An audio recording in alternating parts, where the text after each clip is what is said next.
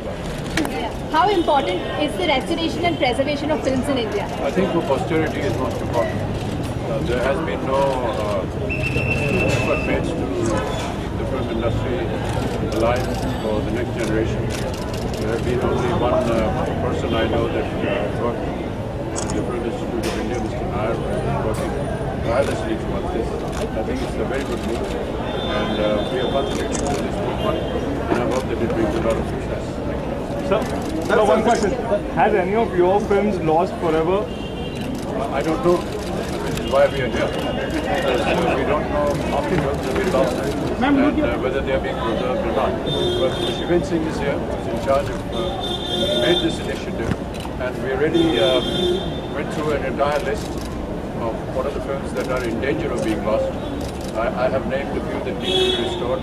I'm sure that hopefully many more will come forward to give their contribution to restore these films. Sir one more question sir. Union government budget पेश करने वाली है, हाँ जी। क्या अपेक्षाएं हैं sir?